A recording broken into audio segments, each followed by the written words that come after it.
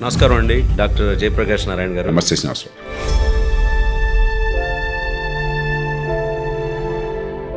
సమయం, సందర్భం. ఆ సమయాన్ని, సందర్భాన్ని క్రియేట్ చేయాలనే నా ఒపీనియన్లో మీరు ఎఫ్డిఆర్, లోక్సత్తా ఇదంతా పెట్టినారు. ఎందుకు లోక్సత్తా ఆ సమయం, సందర్భం క్రియేట్ చేయలేకపోయిందని అనుకుంటారా? నాకు ఒక 25 ఏళ్ల క్రితం అట్లాంటాలో రెవరెండ్ లారెన్స్ కార్టర్ అని చెప్పి సివిల్ రైట్స్ లీడర్, ఆయన అద్భుతం అన్నమాట. ఎవరు నాతో మాట అనలా. మరి నల్లజాతి వాళ్ళ సమస్య అమెరికాలో కంటే మీ దేశంలో ప్రజాస్వామ్యాన్ని బాగు చేయడం సమస్య చాలా కష్టంగా ఉన్నట్టు కనిపిస్తుంది అన్నాడు. ఎందుకు అలా అనుకుంటున్నారు అన్నాను. రాజకీయంలో మార్పు రావాలంటే అది కొత్త తరం రాజకీయ నాయకులు రావాలి. మన లోక్సత్తా మీరు ఒక ఉద్యమం లాగా, నాకు తెలుసు 15 సంవత్సరాలు, దాదాపుగా 20 సంవత్సరాలు అసలు చాలా ఎడ్యుకేటెడ్ పీపుల్ కానీ ఎవరైనా మార్పు రావాలన్న తపన వాళ్ళందరూ వచ్చారు, ఒక లెవెల్కి తీసుకొచ్చారు. ఈ దేశంలో సామాన్య ప్రజలు ప్రజాస్వామ్యం కావాలని ఎక్కడ నినదించాల. మహాత్మా గాంధీ గారు ఏం చెప్తే అది బలో స్వతంత్ర భారత్కి అన్నారు, అంతే. నమస్కారం అండి, డాక్టర్ జయప్రకాష్ నారాయణ గారు. నమస్తే శ్రీనివాసరావు. నేను ఒక ఆస్ట్రేలియన్ ప్రొఫెసర్స్తో మాట్లాడానండి ఒక 5-6 ఇయర్స్ బ్యాక్. ప్రజాస్వామ్యంలో మార్పు రావాలంటే చాలా కష్టంగా ఉంది. ఆయన ఏమన్నాడంటే, ఎప్పుడైతే ప్రజల్లో అన్రెస్ట్ క్రియేట్ అవుతుందో ప్రజాస్వామ్యంలో మార్పుకి అది నాంది అవుతుంది అన్నాడు. కానీ అన్రెస్ట్ని ఛానలైజ్ చేయాలి, మార్గం చూపి, ఐఎమ్ నాట్ సేయింగ్ లేకపోతే అరాచకత్వం వస్తుంది. అబ్సల్యూట్లీ. ఆ అన్రెస్ట్ అనేది మీరు అన్నదానికి నేను కోరిలేట్ చేస్తే సమయం, సందర్భం. కరెక్ట్. ఆ సమయాన్ని, సందర్భాన్ని క్రియేట్ చేయాలనే నా ఒపీనియన్లో మీరు ఎఫ్డిఆర్, లోక్సత్తా ఇదంతా పెట్టినారు. కానీ ఎందుకు లోక్సత్తా ఆ సమయం, సందర్భం క్రియేట్ చేయలేకపోయిందని అనుకుంటారా? చేయగలిగింది అంటే ప్రజలలో ఇప్పుడు సాధించిన విజయాలన్నీ కూడా ఆ సమయ సందర్భం క్రియేట్ చేయబట్టి. కానీ మౌలికమైన మార్పులకి ఈ రాజకీయ వ్యవస్థ సిద్ధంగా లేదు. నాకు ఒక 25 ఏళ్ల క్రితం అట్లాంటాలో రెవరెండ్ లారెన్స్ కార్టర్ అని చెప్పి ఇంకా బతుకున్నాడు. ఆయన సివిల్ రైట్స్ లీడర్, ఈ నల్లజాతి వారికి, ఆఫ్రికన్ అమెరికన్స్కి. మార్టిన్ లూథర్ కింగ్ వారసుడు. ఆయన పేరుతో ఒక చాపెల్ నిర్మాణం చేశారు మోర్ హౌస్ కాలేజీలో. మార్టిన్ లూథర్ కింగ్ ఏ చర్చిలో అయితే ఆయన ప్రీచ్ చేసేవాడో ఆ చర్చిలో ఈయన ప్రీచ్ చేస్తుంటాడు. ఆయనతో 3 గంటలు కూర్చున్నాం. ఆయన సివిల్ రైట్స్ మూమెంట్ని గురించి, నల్లజాతి వారి సమస్యలు, పరిష్కారాలు, నేనేమో మన భారతదేశ ప్రజాస్వామ్యం పరిష్కారం మాట్లాడుతున్నాం. కొన్ని సందర్భాల్లో దూరం నుంచి చూస్తే దీనిలో మిళితం కాకపోతే మీకు చాలా స్పష్టత ఉంటుంది. పర్స్పెక్టివ్ అంటాం. ఆ దూరం నుంచి చూసినప్పుడు పర్స్పెక్టివ్ వస్తుంది. ఆయన అద్భుతం అన్నమాట. ఎవరు నాతో మాట అనలా. ఆయన ఈ దేశానికి ఎప్పుడు రాలేదు, ఈ దేశం గురించి తెలియదు. ఆ చర్చలోనే జయప్రకాష్ గారు, మా నల్లజాతి వాళ్ళ సమస్య అమెరికాలో కంటే మీ దేశంలో ప్రజాస్వామ్యాన్ని బాగు చేయడం సమస్య చాలా కష్టంగా ఉన్నట్టు కనిపిస్తుంది అన్నాడు. ఎందుకు అలా అనుకుంటున్నారు అన్నాను. మాకు రాజకీయం పరిష్కారం కాబట్టి మేము సమస్యల పరిష్కారం చేయాలని చెప్పి ప్రజల్లో ఆలోచన, అవగాహన పెంచడము, ప్రజల్ని సంఘటితం చేయడము, ఎన్నికల్లో సమర్థులైన వాళ్ళు, ప్రజాసేవ కావాలని కోరుకునే వాళ్ళు పోటీ చేయడము, ప్రజల ఓటుని సమీకరించడము, అక్కడ ఎన్నిక కావటము, అక్కడ కూర్చుని మార్పులకు సంక్రమించి మార్పులు తేవటము. మాకు ఒక ప్యాత్ ఉన్నది. రాజకీయం అనేది పరిష్కారం. మీకు రాజకీయమే కీలకమైన సమస్య అయింది మీ మాటల ప్రకారం అన్నాడు ఆయన. చాలా విలువైన మాట అది. రాజకీయం పరిష్కారం అయితేనే మన దేశం కానీ ఏదైనా అభివృద్ధి. ఏమైందంటే ఇది రాజకీయంలో ఉన్నవాడు తప్పు కాదు. కరెక్ట్. ఆ ఊబిలో కూరుకుపోయినా మన ఎన్నికల వ్యవస్థ కానీ, రాజకీయ సంస్కృతి కానీ, పార్టీలు కానీ ఊబిలో కూరుకుపోయినాం. వాడు జరిగింది దీనిలో అసాధారణమైంది, ఆశ్చర్యపడాల్సింది ఏం లేదు. ఇవన్నీ ఒక మ్యాథమెటికల్, ఆల్మోస్ట్ లాజికల్. వాడు డబ్బుతోనే ఎన్నికల్లో ఓట్ల కోసం డబ్బు లేకపోతే ఓట్లు పడాలని పరిస్థితి వచ్చింది అంటే, 30-40 కోట్లు ఖర్చు పెట్టడం మామూలు అయిపోయింది అంటే, తాత్కాలికమైన తాయిలాలో ఎన్నికల్లో గెలిపి మార్గము అంటే, కులం మతం పేరుతో సమాజాన్ని విభజించకపోతే మీకు ఓట్లు పడవని చెప్పినట్టయితే, ఇవన్నీ ఊరికే రాలా, సమాజం చెడ్డ వల్ల రాలా. ఇవన్నీ కూడా మన రాజకీయాన్ని మన తొలి దశ నుంచి మనం చేసిన కొన్ని పొరపాట్లు, లేకపోతే సరిదిద్దని కొన్ని పొరపాట్లు కొనసాగటం వల్ల వచ్చినాయి. లాజికల్గా ఇదేదో మన నైతికమైన సమస్య కాదు. ఇదేదో భారతీయులు ప్రజాస్వామ్యానికి పనికి రాకపోవడం కాదు. ఈ దేశంలో సామాన్య ప్రజలు ప్రజాస్వామ్యం కావాలని ఎక్కడ నినదించాల. మహాత్మా గాంధీ గారు ఏం చెప్తే అది బలో స్వతంత్ర భారత్కి అన్నారు, అంతే. ప్రజాస్వామ్యం కావాలి, యోజనటికి కావాలని చెప్పి నాయకులంతా కూడా విచక్షణతో, ముందు చూపుతో, మంచి హృదయంతో మొదలెట్టారు. కానీ ప్రజాస్వామ్యానికి తగ్గట్టుగా వ్యవస్థ నిర్మాణం చేయాలి కదా, అది చేయాలి. అది చేయకుండా ప్రజలు నిందిస్తున్నాం మనం. దీనికండి ఇప్పుడు కొత్త తరం రాజకీయం రావాలి. మీరు అన్నది రాజకీయం పరిష్కారంగా చూడాలి అంటే రాజకీయంలో మార్పు రావాలంటే అది కొత్త తరం రాజకీయ నాయకులు రావాలి. ఒకటి, మన లోక్సత్తా మీరు ఒక ఉద్యమంలాగా నాకు తెలుసు 15 సంవత్సరాలు, దాదాపుగా 20 సంవత్సరాలు అసలు చాలా ఎడ్యుకేటెడ్ పీపుల్ కానీ ఎవరైనా మార్పు రావాలన్న తపన ఉన్న వాళ్ళందరూ వచ్చారు, ఒక లెవెల్కి తీసుకొచ్చారు. అలాగే మన దేశంలో అరవింద్ కేజ్రీవాల్ అనే ఒక వ్యక్తి యాంటీ కరప్షన్ అని ఒకటి స్టార్ట్ చేసి అతనే కరప్షన్ ఛార్జెస్లోకి వెళ్ళిపోయాడు. అలాగే ఆంధ్రదేశంలో తెలంగాణలో పవన్ కళ్యాణ్ అనే ఒక వ్యక్తి పార్టీని స్థాపించి అతను కూడా ఒక ఫక్తు రాజకీయ నాయకుడిగా అయ్యాడేమో అన్న ఒక పరిస్థితి ఈరోజు కనపడుతుంది. అంటే ఈ రాజకీయం పరిష్కారం అయ్యి కొత్త తరం రాజకీయం క్రియేట్ చేయడం అనేది ఇంపాసిబుల్ ఈ దేశంలో. అంటే ఇవన్నీ చూస్తుంటే మీరు కొత్త తరం రాజకీయ నాయకులను ఎలా బిల్డ్ చేస్తారు? అలాగే జయప్రకాష్ నారాయణ గారు లాంటి వాళ్ళే ఎంతో కష్టపడి ఎంతో తపన పడి చేయాలన్న మార్పు రాయినప్పుడు నేను ఒక యూత్గా ఎందుకు రాజకీయాల్లోకి రావాలి? ఇప్పుడు మనం నెక్స్ట్ ఇంకొక 25 సంవత్సరాలు మన అందరం కలిసి పనిచేసాం అనుకుందాం.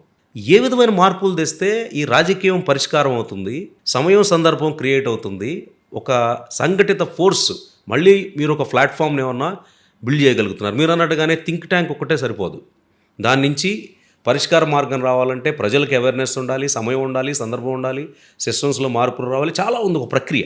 ఒక 20 సంవత్సరాలు ఈ రోజు నుంచి మనం చూసుకుంటే కొత్త తరం రాజకీయాన్ని ఈ దేశానికి ఎలా ఇవ్వగలం? శ్రీనివాస్ గారు, కీలకమైన ప్రశ్న మీరు అడిగింది. కొంచెం దాన్ని డీకన్స్ట్రక్ట్ చేద్దాం. లోక్సత్తా అసలు రాజకీయంలో పాలు పంచుకోవాలి ఎప్పుడు అనుకోవాలి. చాలామంది నాకు సూచించినా కూడా నేను మృదువుగా అది అవసరం లేదండి నా దృష్టిలోను, తర్వాత చేత కాదు కూడాను అని చెప్పాను. నాకు బాగా గుర్తుంది, మహమ్మద్ యూనస్ ప్రస్తుతం బంగ్లాదేశ్ చీఫ్ అడ్వైజర్ అతను, ప్రధానమంత్రి కదా, ఆయన నేను ఒకసారి స్టాక్హోమ్లో కలిసాం, ఇంటర్నేషనల్ ఐడియాస్ అండ్ కాన్ఫరెన్స్ ఏదో ఉంటే. ఆయన నాకు సూచించారు, మీరు రాజకీయ పార్టీ పెట్టుకోవాలని చెప్పంటే, లేదంటే సాధ్యం కాదు, అవసరం కూడా లేదు, మా పంథా అది కాదు అని చెప్పాను. అప్పుడు ఆయనకి, మీరైతే మీ దేశంలో క్రెడిబిలిటీ ఉంది, మీకు మీదేమో ఒకే భాష ఒకే సంస్థ ఉన్న దేశం, కాబట్టి మీరు ఆ ప్రయత్నం చేస్తే బాగుంటుంది అన్నాను నేను. తర్వాత ప్రయత్నం చేశారు, విరమించుకున్నారు సాధ్యం కాదనే భావంతో. దానివల్ల గొడవలు నేనే షేక్ హసీనా ఆయన మీద కోపం తెచ్చుకోవటం, అక్కడి నుంచి ఆయన ఆవిడ మీద కసి పెంచుకోవటం, బహుశా తర్వాత పరిణామాలకి చాలా మేరకు కారణం ఆనాడు ఆయన రాజకీయ ప్రవేశం చేయడానికి ప్రయత్నం చేయడమే. ఇప్పుడు జరుగుతుంది, అది పక్కన పెట్టండి. నాకు పూర్తిగా తెలుసు, లోక్సత్తా పార్టీ పెట్టే ముందు కూడా మన రాజకీయంలో లోతు కష్టమేంటో నాకు పూర్తిగా కాదు చాలా వరకు తెలుసు. రెండోది అవసరం లేదని నమ్మాను. మనం ఏంటంటే రాజకీయ పార్టీలు దేశాన్ని నాశనం చేయాలని పూనుకోవట్లేదు. మొట్టమొదటి నన్ను అన్నది, రాజకీయం పవిత్ర వ్యాసంగం. రకరకాల కారణాల వల్ల చాలా పొరపాట్లు జరుగుతున్నాయి, కానీ రాజకీయంలో ఉన్న వాళ్ళు మంచి చేయాలని సంకల్పంతోనే ఉంటారు. లేకపోతే అంత కష్టము, అంత పెట్టుబడి, అంత శ్రమ అక్కర్లే. వాళ్ళు దేశాన్ని నాశనం చేయాలని కంకణం కట్టుకున్నారు, దేశం అందుకే నాశనం అయిపోతుంది, చాలామంది భ్రమంలో ఉంటారు మధ్యతరగతి వర్గాలు. ఇవన్నీ పచ్చి అవాస్తవాలు. వాళ్ళు కంకణం కట్టుకున్నారా ఒకటే, ఏదో రకంగా అధికారంలోకి రావాలా, అధికారంలో ఉంటే దాన్ని నిలుపుకోవాలా, ఇదే. దానికోసం అవసరమైతే అడ్డదారులు దొక్కుతున్నారు. కరెక్ట్. కాబట్టి అధికారాన్ని చేరటం కానీ అధికారం నిలుపుకోవడానికి కానీ మంచి పద్ధతులతో సాధ్యమైతే ఆ పని చేస్తారు. అందుకే వ్యవస్థ ముఖ్యం అని చెప్పి మొట్టమొదటి పోరాడాను. ఒక దశలో ఏమైందంటే, ఇందాక కొన్ని చెప్పాను మీకు, కొన్ని మార్పులను దేశంలో తీసుకురాగలిగాం, కానీ దేశ అవసరాలతో పోలిస్తే చాలా చిన్న మార్పులు, మిగతా వాళ్ళు సాధించడంతో పోలిస్తే చాలా పెద్ద మార్పులు.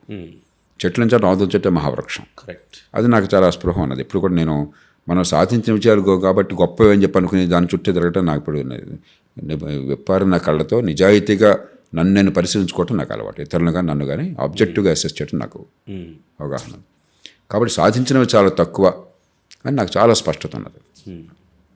ఒక కీలకమైన సమయంలో అత్యంత కీలకమైనటువంటి నాయకులు ఈ వ్యవస్థలో మౌలిక మార్పుల కోసం వాళ్ళని ఒప్పించే అవకాశం నాకు వచ్చింది.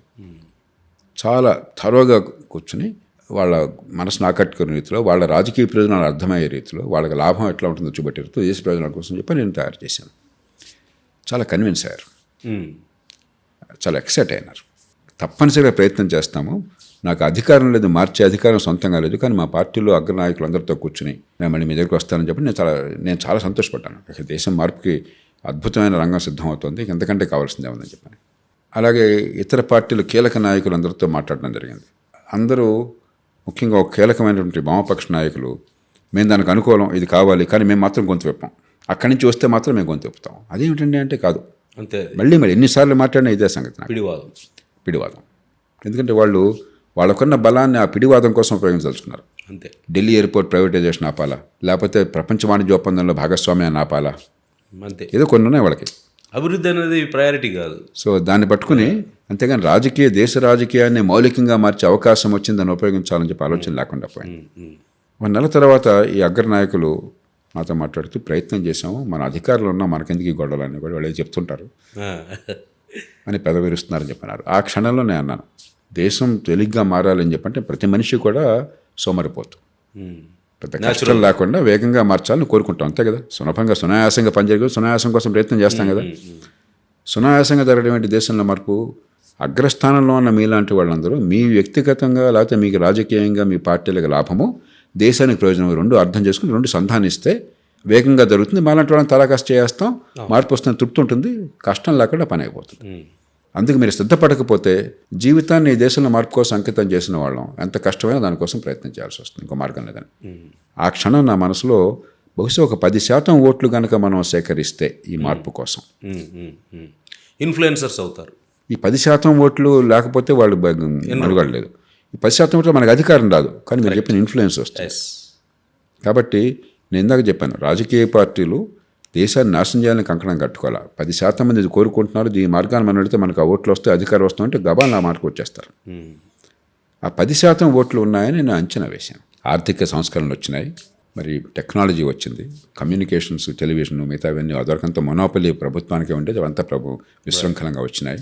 మరి గ్లోబల్ కమ్యూనికేషన్ వచ్చినాయి, పట్టణీకరణ జరుగుతుంది. కాబట్టి 10% మంది ఖచ్చితంగా ఉన్నారు. మధ్యతరగతి యువత 10% మంది పూనుకుంటారు, నిలకడగా మార్పు కోసం ఓటు వేస్తారని నాకు ఒక అంచనాకు వచ్చాను. అనుభవం నేర్పిన పాఠం ఏంటంటే కనీసం మన ప్రాంతాల్లో వివిధ కారణాల వల్ల, ఆ కారణాలు నాకు లోతుకెళ్ళాక అర్థమైనాయి, వివిధ కారణాల వల్ల దానికి సిద్ధంగా లేరని అర్థమైంది. ఎప్పుడు సాధ్యమో అంటే ఇప్పుడు అరవింద్ కేజ్రీవాల్ ప్రస్తావన తీసుకొచ్చారు మీరు, వ్యక్తులు కూడా పక్కన పెట్టేస్తే ఎప్పుడైతే రాజకీయంగా ఒక శూన్యత వస్తుందో, ఢిల్లీలో కాంగ్రెస్ పార్టీ ఆత్మహత్య చేసుకున్నది 2011 ప్రాంతాల్లో. ఏ కారణంగా ప్రజల్లో పూర్తిగా పార్టీ అంతర్ధానం అయిపోయింది వాళ్ళ మనసుల నుంచి. మన వ్యవస్థలో 2 పార్టీలు కావాలి, ఒక పార్టీతో రాజకీయం నడవదు. కరెక్ట్. అప్పుడు ఈ సంస్కరణ కావాలని వాదించి ప్రజల మనసును ఆకట్టుకున్న వాళ్ళకి ఒక టాప్ 2లో స్థానం లభించింది. కరెక్ట్. పంజాబ్లో అకాలీదళ అంతర్ధానమైంది ప్రజల మనసు నుంచి. ఒక 20-25 ఏళ్ళు రాజ్యం చేసి చాలా మరీ భయంకరమైన అవినీతి కోపంలో చాలా పిచ్చిగా కూరుకుపోయి అకాలీదళ దాదాపు ప్రజల మనసు నుంచి తిరిగిపోయింది. ఆ టైంలో వీళ్ళు వచ్చారు. అదే ఈ జనస్వరాజ్య పార్టీ పేరుతో బీహార్లో ప్రయత్నం, బలమైన శక్తులు రాజకీయ శూన్యత లేదు అక్కడ. ఎంత ప్రయత్నం చేసినా కూడా 1-2% ఓట్లు వచ్చినాయి, అంతే. 3% వచ్చినట్టు. మనకి తెలుగునాట మీకు బాగా వేళ్ళు నొక్కున్నటువంటి పార్టీల వ్యవస్థ ఉన్నది. మంచివాళ్ళు చెడ్డవాళ్ళు తీసేయండి, ఒక రాజకీయ శూన్యత లేదు. అది లేనప్పుడు 3వ పార్టీగా ఒక స్టార్ బలం ఉండి కులం బలం ఉంటే కొన్ని ఓట్లు రావచ్చు, అది కూడా అధికారం వచ్చేంతగా రాదు. హైదరాబాద్ నగరంలో 8-10% ఓట్లు వచ్చినాయి లోక్సత్తాకి. కరెక్ట్. కానీ మిగతా చోట్ల మొత్తం 1%. అక్కడ కూడా ప్రజలకు మార్పును కోరుకుంటున్నారు, కానీ ప్రజలు ఆసక్తులు. ఈ విషయం నాకు రాజకీయంలోకి వెళ్ళాక అర్థమైంది. సరే, ఎన్నికల్లో డబ్బు ప్రభావము మనందరికీ తెలుసు, అప్పటికే ఎన్నోసార్లు నేనే బయట పెట్టింది. మొదటి రోజులో నేను చెప్తే నమ్మేవాడు కాదు, జేపీ గారు మరి ఎక్కువ చెప్తున్నాడు వాడు, నేను తక్కువ చెప్తున్నానని తెలియక. తర్వాత అర్థమైంది వాళ్ళకి. కరెక్ట్. అలాగే ఈ తాయిలాలు, తాత్కాలికమైన తాయిలాలే రాజకీయంగా మిగతా ఏమీ లేనట్టుగా. 3వది కులం మతం పేరుతో సమాజం విభజించడం, ఇవన్నీ మనకి తెలుసు. కానీ ప్రజలు ఎంతగా రాజకీయ యంత్రాంగం మీద ఆధారపడి ఉన్నారు రోజువారీ బనుగడ కోసం చెప్పనేది నాకు అర్థం కాల అప్పటి. అది చాలా గ్రేటర్ రివల్యూషన్. అది అనుభవం వెళ్ళక అర్థమైంది. మీరు ఎంత గొప్పవాళ్ళైనా కూడా ఒక హీరోగా భావించి నన్ను అనుకున్నారు తప్పితే ప్రజలకి మీ మీద మీరు రావాలని కోరిక ఉంటుంది, మీ వల్ల మంచి జరుగుతున్న నమ్మకం ఉంటుంది. కానీ నాకు అండ ఉండే మనిషి లేకపోతే, ఆ మనిషిని మీరు ఇక్కడ నాకు చూపెట్టలేకపోతే, మీ మనిషి సంవత్సరం పొడుగుతా 5 ఏళ్ల పాటు ఎన్నికల టైంలో కాదు చూపెట్టలేకపోతే నేను అనాథనే. అంటే ఇప్పుడు ఈ పొలిటికల్ పార్టీలు అనేవాళ్ళు ప్రజలకి వాళ్ళ యొక్క నాయకులు అందుబాటులో ఉంటూ రేషన్ కార్డు కావాలంటే ఆయనతో మాట్లాడు, ఆయన పనిచేస్తాడు, నీకు ఇల్లు లేకపోతే ఆయనతో మాట్లాడు. అంటే ఈ సిస్టమ్ ఎలా బిల్డ్ అయిందంటే ఒక రాజకీయ పార్టీతో అనుసంధానమయ్యి వాళ్ళతో కోఆర్డినేట్ చేస్తేనే ప్రజల సమస్యలు తీరతాయి అన్న మూడులోకి వచ్చాం. మనం పార్టీలు తెగదిడుతున్నాం, వాళ్ళు ఎంత భారం మోస్తున్నారో మనం మర్చిపోతున్నాం.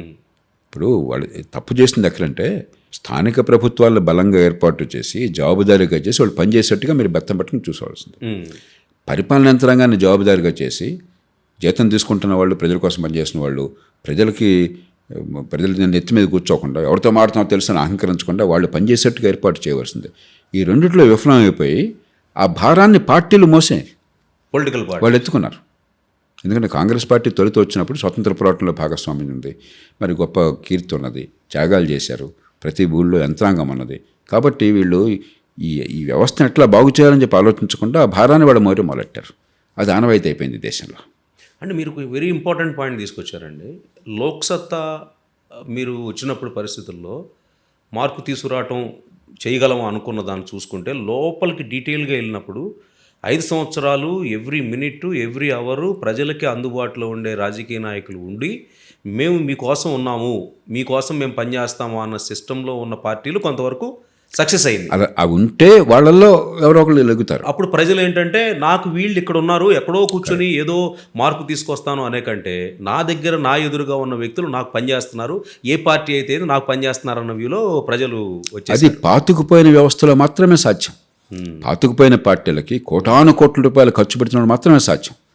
వీళ్ళని పోషించాలంటే ఒక భేద దేశంలో స్వతంత్ర పోరాటమో ఒక ఆవేశమో తెలంగాణ ఉద్యమం వచ్చిందనుకోండి, ఆ ఇమోషన్తో కొంతకాలం నడుస్తుంది. అలా కాకుండా రోజువారీగా ఆ ఇంట్లో వాడికి రేషన్ కార్డు ఇవ్వడం కోసం, వాడికి ఏదో గవర్నమెంట్ ఆఫీస్లో పని కావడం కోసం నీ బతుకంతా మానేసుకుని నీకు ఆదాయం లేకుండా నువ్వు ఎలా బతుకుతావు? పొలిటికల్ లీడర్లు అంతే కదా, ఏ మనిషికి సాధ్యం కాదు. అంతే కదా. మరి వాళ్ళని పోషించాలని చెప్పంటే 2 మార్గాలు. ఒకటి డబ్బులు ఇచ్చి పోషించాలి, డబ్బులు కూడా చాలు. మీరు ఎలా సంపాదించుకోవాలో వాళ్ళ మార్గాన్ని ఏర్పాటు చేయాలి. రేషన్ షాప్ తీసుకో, ఇదిగో ఈ భూమిని కొట్టేసే నువ్వు, ఇదిగో ఇక్కడ ఈ ట్రాన్స్ఫర్లు పోస్టింగ్లో డబ్బులు చేసుకుని చేయించి పెడదాం, మనం ట్రాన్స్ఫర్ చేయించుదాం, ఈ పోలీస్ స్టేషన్లో కేసులు పెట్టుకో, ఈ చిన్న కాంట్రాక్ట్ తీసుకో, ఇది కదా మన పరిపాలన. కానీ మీరు అన్న తర్వాత ఒక ఇంపార్టెంట్ రివల్యూషను, పొలిటికల్ పార్టీలో ఉన్న లీడర్లు బడ్డం తీసుకొని వాళ్ళు సొంత డబ్బులు పెట్టుకొని ప్రజలకి సేవ చేయాలనే సిస్టమ్ వచ్చిన తర్వాత అంటే ఇది కంప్లీట్ ఫెయిల్యూర్ ఆఫ్ బ్యూరోక్రసీ. అంటే you have IAS officers, IPS officers and there are so many government officers. అంటే నేను ఒక చిన్న ఎగ్జాంపుల్ చెప్తాను, very honest experiences with IAS officers. అంటే you come from that, but still వాళ్ళల్లో ప్రజలకి ఎంపతికి కంపాషన్ కంటే కూడా ఒక అరోగెన్స్ ఎక్కువ ఉందా అంటే, ఇందా చూడండి ఎవరితో మాట్లాడుతున్నావు నువ్వు. ఒక చిన్న మీటింగ్కి వెళ్ళేవాడిని మొన్న, కట్టిసీ కూడా ఉండదు వాళ్ళకి. 2 గంటలు వెయిట్ చేశారే బయట, వచ్చారు కదా, వచ్చినప్పుడు ఏంటి 2 గంటలు, అది కూడా ఒక పెద్ద ఆయన రెఫరెన్స్ చేస్తే వెళ్తే. అంటే arrogance is at peak. I'm an IAS officer, I'm the boss, or I'm nearer to CM, or I'm nearer to CM son అనో ఏదో ఒక దీంతో. అంటే బ్యూరోక్రసీ ఫెయిల్ అయినప్పుడే ఈ పొలిటికల్ వాళ్ళు 30 సార్లు తిరగాలి మళ్ళీ. సరైన ప్రశ్నలు ఏమైనా ఎత్తారు. దీనిలో మిగతా చర్చకి వెళ్ళే ముందు కొంచెం దీనిలోకి వెళ్ళాలి. మనం రాజకీయాన్ని తిట్టడం మనకి ఫ్యాషన్ అయిపోయింది ఈ దేశంలో. వాళ్ళే తిట్టుకుంటారు రోజు, ఈ బూతులు తగాదాలు అసెంబ్లీలో బయట, ఇదంతా మనకు కూడా చులకన అయిపోయినారు. తప్పులు జరుగుతున్నాయి. ఈ బ్యూరోక్రాట్ అనేవాడు ఎవరు? మనలాగా బట్టలు వేసుకున్నాడు, టక్ చేసుకుంటాడు, బట్టలు వేసుకుంటాడు, షర్ట్ ప్యాంట్ వేసుకుంటాడు, మనలాగా చదువుకున్నాడు, మన భాషలో మాట్లాడతాడు, మన కాలేజీలో మన క్లాస్మేటు, మన ఫ్రెండ్ కొడుకు, లేదా మన ఇంట్లో మన. కరెక్ట్. కాబట్టి వీడు మన మనిషి అనుకుంటాం. వాళ్ళు చెడ్డవాళ్ళు కాదు. ఇప్పుడు రాజకీయంలో ఉన్న వాళ్ళు చెడ్డవాళ్ళు ఎట్లా కాదు, వీళ్ళు చెడ్డవాళ్ళు కాదు. ఏదో పోటీ పరీక్షల్లో ఈ దేశంలో ప్రభుత్వ ఉద్యోగాలు అంటున్న గ్లామర్ వల్ల ఈ పిచ్చి ఉన్మాదంలో లక్షల మంది కూర్చుంటున్నారు. ఉదాహరణకి ఐఏఎస్ పరీక్షలకి 15 లక్షల మంది అప్లికేషన్ పెడుతున్నారు, 10 లక్షల మంది రాస్తున్నారు పరీక్ష. 100 మంది ఐఏఎస్కి వస్తారంటే 10,000 మందికి ఒకటి వస్తున్నాడు. ఆ పరీక్షలకి వెళ్ళేవాడు ప్రతి ఒక్కరు వెళ్ళలేదు కదా, వాళ్ళు కాస్త ఇంకా మెరిట్ ఉందంటున్నాడు, వెళ్తున్నాడు కదా పరీక్షలకు కూడా వెళ్ళేవాడు. అక్కడ కొంచెం నేను డిఫర్ చేస్తాను sir, if you don't mind. నేను మొన్న ఒక డిస్కషన్ చేస్తున్నప్పుడు టాప్ క్రీమ్ అంతానేమో అమెరికా వెళ్తున్నారు, సెకండ్ టాప్ క్రీమ్ ఏమో ఐటీ ఇండస్ట్రీలో ఈ గచ్చిబౌలియో లేకపోతే బెంగళూరులో ఎక్కడో ఉంటున్నారు. ఎందుకు పనికిరాని వాళ్ళు వచ్చి, I'm sorry to say that's bit of an aggressive statement. అంటే టాప్ 2 క్రీమ్స్ వెళ్ళిపోయిన తర్వాత ఇంకా సమాజంలో మిగిలిపోయిన వాళ్ళు వచ్చేసి ఐఏఎస్లు ఐపీఎస్లు రాస్తున్నారు అని అంటున్నారు. ఈ వాదంతో నేను ఏకీభవించాను. ఎందుకంటే టాప్ బాగా టెక్నాలజీ అవకాశం చోటు వెళ్ళిపోవటం మంచి పరిణామం, దాన్ని మనం హర్షించాలి. అసలు ప్రభుత్వంలో తెలివితేటలు ఎక్కువ అక్కర్లా, మనం ఎక్కువగా మరి దాన్ని ఎగ్జాజరేట్ చేస్తున్నాం. కామన్ సెన్స్, మంచి మనసు, ప్రజలకు చేయాలని చెప్పిన తపన ఉంటే చాలు. కామన్ సెన్స్, మంచి మనసు, అంతేగాని మీకేమి ఐక్యూ 180 అక్కర్లా. కంపాషన్ ఉండాలి. అక్కడ ఇన్నోవేషన్ ఏం లేదు. అక్కడ ఊరికే అతిగా మనం ఏదో చిన్న ఐసీఎస్ రోజుల నుంచే ఏదో అసలు అద్భుతమైన పరీక్ష, ఆ పరీక్షల్లో సెలెక్ట్ కావాలని చెప్పంటే మీరు ఇంద్రుడు కావాలని చెప్పి ఆలోచన పెట్టున్నాం. కాబట్టి సమర్థులు, ప్రతిభావంతులు దేశంలో ఆర్థిక వ్యవస్థను పెంచడం కోసం వెళుతుంటే మనం సంతోషపడాలి, అది సమస్య కాదు. అయినా కూడా ఈ పోటీ వల్ల, ఈ గ్లామర్ వల్ల చాలామంది సమర్థులు వస్తున్నారు, దానిలో అనుమానం లేదు. ఎందుకంటే ప్రతివాడు పోటీకి కూర్చున్నవాడు రావట్లేదు కదా. అఫ్ కోర్స్ ఆ సమర్థవంతులు ఉండబట్టి ఈ మాత్రం గవర్నెన్స్ ఉంది. 10 లక్షల మంది పోటీ పెడుతుంటే 100 మందే కదా వచ్చేది ఐఏఎస్కి. ఉదాహరణకి మిగతా సర్వీసులు లెక్కేసినా కూడా 800, 1000 మందే కదా. అంటే 1000కి ఒకళ్ళు, 10,000 మందికి ఒకళ్ళు కదా. ఖచ్చితంగా మనం వస్తున్నారు. కానీ ఏమవుతుంది, 3 భయంకరమైన తప్పిదాలు జరిగినాయి పరిపాలన యంత్రాంగం విషయంలో. ఒకటి, నీకు ఏమీ పరిజ్ఞానం లేకున్నా కూడా అన్ని శాఖలకి నీకే ఆధిపత్యం వస్తుంది. ఒకరోజు విద్యాశాఖ, ఇంకో రోజు ఆరోగ్యం, మూడో రోజు పరిశ్రమలు, నాలుగో రోజు మౌలిక సదుపాయాలు, ఐదో రోజు మున్సిపాలిటీలు, ఆరో రోజు దేశ రక్షణ, ఏడో రోజు ఆర్థిక వ్యవస్థ. ప్రపంచంలో ఏ మనిషికి ఆధునిక యుగంలో ఈ పరిజ్ఞానం ఉండదు. ఆధునిక ప్రపంచానికి ప్రాచీన ప్రపంచానికి వచ్చే మౌలిక తేడా ఏమిటంటే స్పెషలైజేషన్. జర్నలిస్టులు అయిపోయారు. ప్రాచీన ప్రపంచంలో మీకేం అక్కర్లా, కానీ గత 300-400 సంవత్సరాలుగా ముఖ్యంగా గత 100 ఏళ్ళుగా ఏం జరిగింది? స్పెషలైజేషన్. అసలు మీరు ఆ ఫీల్డ్లో మీరు టెక్నాలజీ చదువుకున్నారు, మెకానికల్ ఇంజనీరింగ్ చేశారు.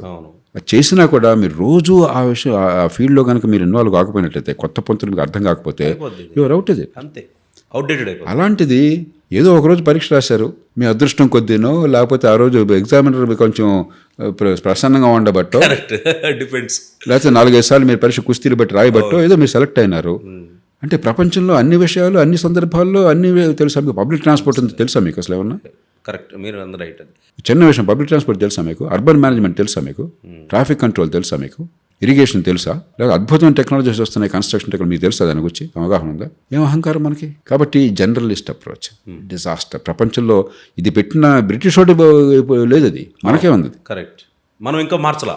2, ఎంత పనికిమాలినాడైనా, ఎంత అవినీతిపరుడైనా, ఏ ఫలితాలు సాధించకపోయినా 35 ఏళ్ల పాటు గ్యారంటీగా time bound increments, promotions, ranks guarantee. పర్ఫార్మెన్స్తో సంబంధం లేదు. అందుకే ఒకప్పుడు ఒక చీఫ్ సెక్రటరీ ఉంటే 10 మంది స్పెషల్ చీఫ్ సెక్రటరీ ఉంటారు. అవును. ఒకప్పుడు పోలీస్ శాఖ ఒక అధిపతి ఐజీ ఉండేవాడు. ఈవేళ 100 మంది ఐజీలు ఉంటారు, లేకపోతే 50 మంది ఐజీలు ఉంటారు. ఒక 30 మంది అడిషనల్ డీజీలు ఉంటారు, ఒక 10 మంది డీజీపీ ర్యాంక్ వాళ్ళు ఉంటారు. అందుకనే మీకు గమనిస్తే పోలీస్ శాఖ అధిపతి, నిజమైన అధిపతిని డీజీ అండ్ ఐజీపీ అంటారు. ఎందుకంటే చట్టంలో ఐజీ అనే ఉంటుంది, ఇన్స్పెక్టర్ జనరల్ పోలీసులు ఉంటుంది. కాబట్టి అదే ఆయనకు అధికారం ఇచ్చేది. అందుకని డీజీ అండ్ ఐజీపీ, మిగతా వాళ్ళతో డీజీపీ. అంటే ఇన్ఫ్లేషన్, ప్రతి వాడికి ఆటోమేటిక్గా ప్రమోషన్లు తప్ప సామర్థ్యాన్ని బట్టి చేయడానికి ఇలా చేశారు. సో నీకు పనిచేయాల్సిన అవసరమే ఉంది. మూడోది, కీలకమైన పదవులందరికీ మీకే గుత్తాధిపత్యం మీద ఇంకొకటి రాడు. ఇక శ్రీనివాసన్ అద్భుతమైన మనిషి, బాగా నేర్చుకున్నారు, ఆయన గొప్ప పని చేయగలడు. శ్రీనివాసన్ ప్రభుత్వంలో పెట్టలేరు మీరు ఆ కీలకమైన స్థానాల్లో. వీడికే కొన్ని కార్డర్ రూల్స్ వగేరా పెట్టేసి అన్ని కీలక పదవులు గుత్తాధిపత్యం వీడిదే, సెంట్రలైజ్డ్. మీరు పరిశ్రమల్లో చేశారు, వ్యాపారాలు నడిపారు. ఒక్కసారి మీ సంస్థలోనే, మీరు పనిచేస్తున్న సంస్థలోనే, మీ వ్యాపారంలోనే ఈ 3 పెట్టారనుకోండి, నీకేమీ తెలియకపోయినా నీకు ఆ పదవి వచ్చేస్తుంది, నువ్వు పని చేయకపోయినా నీకు పదోన్నతి వచ్చేస్తుంది. మరి మూడోది, ఈ కీలకమైన పదవులు నీకు తప్ప ఇంకోటి రావు. ఈ 3 పెట్టారనుకోండి, 3 రోజుల్లో మీరు మీరు ప్లేట్ తిప్పేయాల్సిందే. అంతే. ప్రభుత్వం బలవంతంగా పన్ను రుసులు చేసి డబ్బులు ఇస్తున్నారు కాబట్టి ప్రభుత్వం బతుకుతోంది. 100కి 90 మంది ఒక 5-10 ఏళ్ళు పోగానే మంచివాళ్ళు కొంతమంది నిజాయితీగా ఉండే ప్రయత్నం చేసినా కూడా ఈ దేశంలో పరిపాలించే సామర్థ్యం లేకుండా పోతున్నారు. 100కి 5 నా అంచనా ప్రకారం, దేశమంతా దుర్బిణి వేసి చూస్తే నాకు 10-15 ఏళ్ళు జరిగిన తర్వాత 100కి 5 దేశంలో నిజంగా మూడు ప్రమాణాల ప్రకారం. ఒకటి, దానికి తగ్గ సామర్థ్యం కావాలి.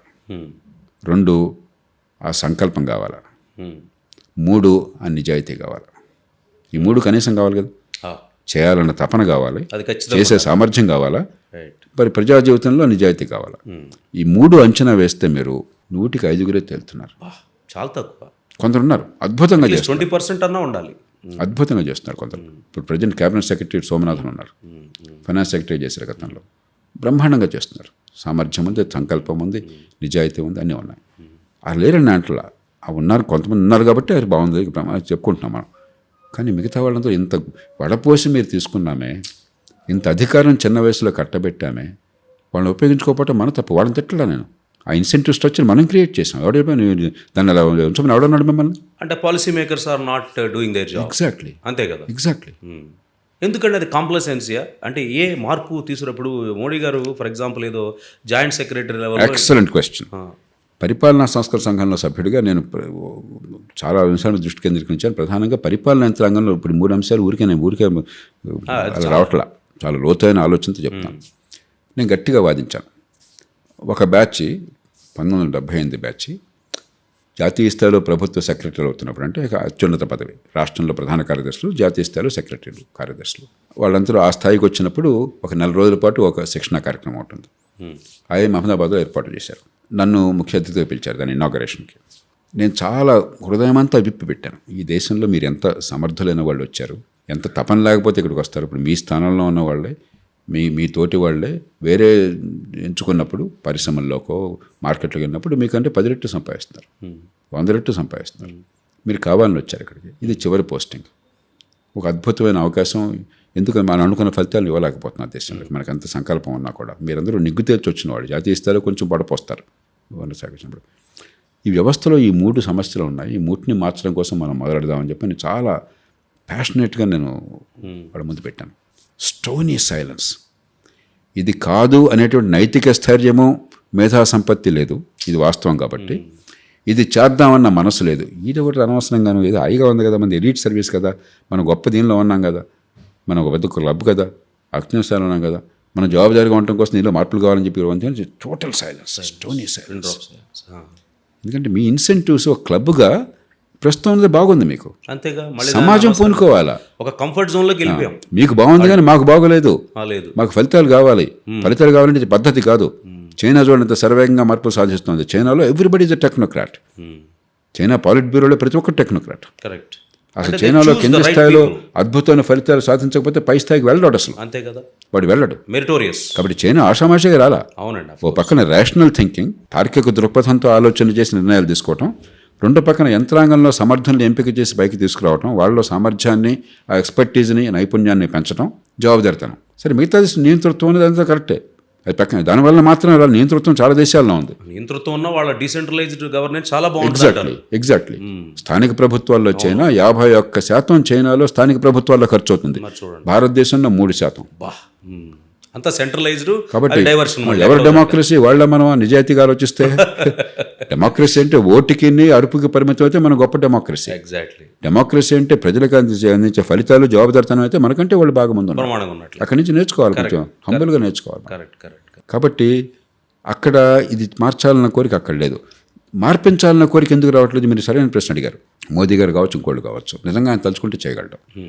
కానీ ఏమైంది, ఇది నేను మళ్ళీ ఈ మాట చాలామందికి చాలా విచిత్రంగా అనిపించవచ్చు. గత 30 ఏళ్లుగా రాష్ట్రాల రాజకీయంలో ఒక పెద్ద మార్పు వచ్చింది. మొట్టమొదటి అధికారం ఢిల్లీ నుంచి రాష్ట్రాలకు బదిలీ అయింది. ఇవాళ సర్వాధికారం అన్నది ఢిల్లీలో కాదు, ఊరికే మన భ్రమ. ఢిల్లీలో పబ్లిసిటీ అంతే. నిజమైన అధికారం, ఒక రాష్ట్ర భవిష్యత్తుని మార్చే అధికారం రాష్ట్రం చేతుల్లో ఉన్నది, రాష్ట్రంలో ముఖ్యమంత్రి చేతుల్లో ఉన్నది. కాబట్టి బాగా ఫలితాలు సాధించారు, ఉన్నంతలో మంచి పేరు తెచ్చుకున్న ముఖ్యమంత్రులు ఎవరైనా చూడండి, ఏ పార్టీ అయినా సరే గత 20-30 ఏళ్లుగా ఒక నమూనా, ఒక స్టాండర్డ్ నమూనా ఉన్నది. ఒకటి, ముఖ్యమంత్రి సర్వాధికారి.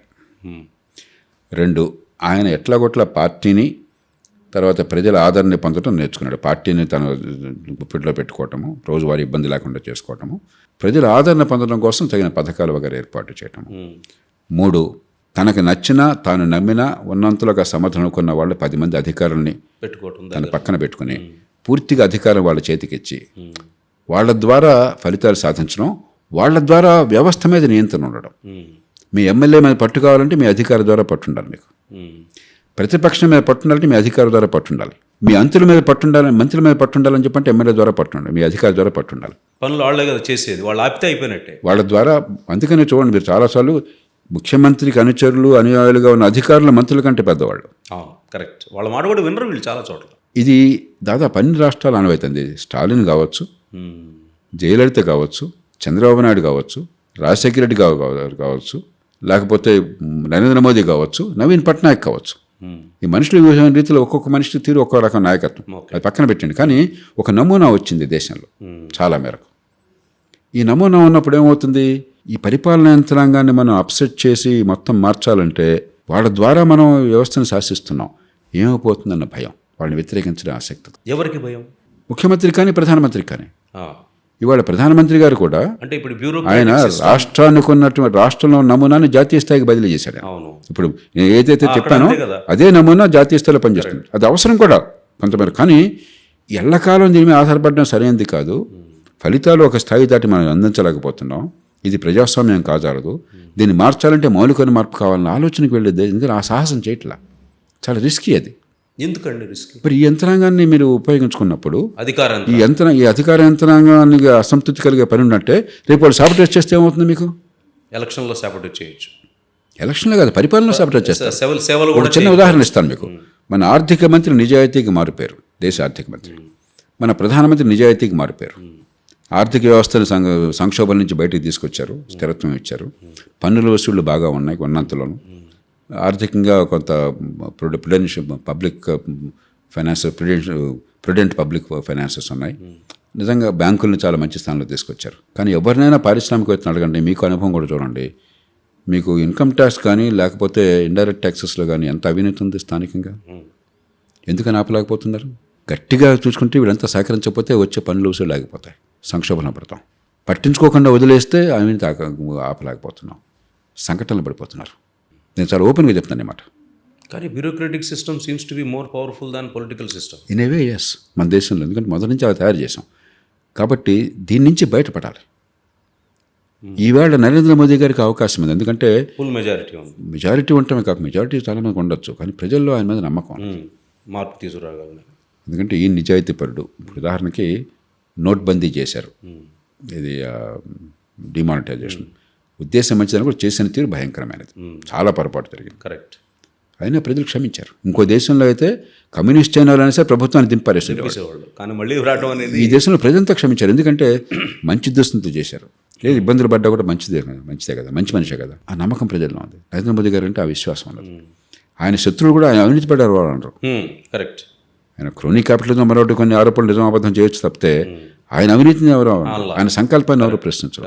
కానీ ఆయనకు అవకాశం ఉన్నది.